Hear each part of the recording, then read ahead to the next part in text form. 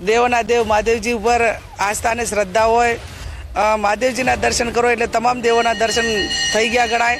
ત્યારે શાંતિમય ખેલદિલીપૂર્વક અને એક લોકશાહી ઢબે મતગણતરી થાય, એની અંદર કોઈ પણ પ્રકારની જે કાંઈ વાલા દવલાની નીતિ રાશા સિવાય કે વહીવટી તંત્ર એક પૂરી પોતાની જે ડ્યુટી આપેલી છે એ ડ્યુટી પૂરેપૂરી નિભાવે અને એક લોકશાહીના પર્વની ઉજવણી કરવાના ભાગરૂપે અને લોકશાહીનું રક્ષણ કરવાની જવાબદારી મતદારો સાથે વહીવટી તંત્રની છે અને સારી રીતે કરે એવી મહાદેવજી અમને બધાને શક્તિ અને સદબુદ્ધિ આપે એ પણ પ્રાર્થના કરી છે।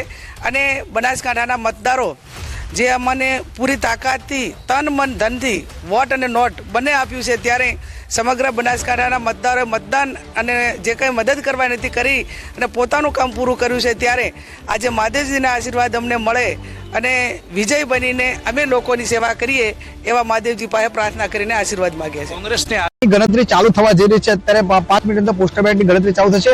ખેડા બેઠકની વાત કરું તો ખેડા બેઠકની અંદર ક્ષત્રિય વર્સિસ ક્ષત્રિયની વોર્ડ છે।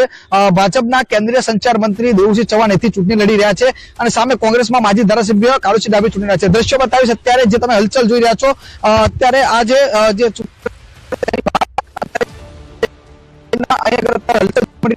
અત્યારે પોસ્ટલ બેલેટની ગણતરી ચાલુ થશે। વાત કરવામાં આવે તો ખેડા લોકસભાની વાત કરું તો ખેડા લોકસભામાં 7 વિધાનસભા આવેલી છે।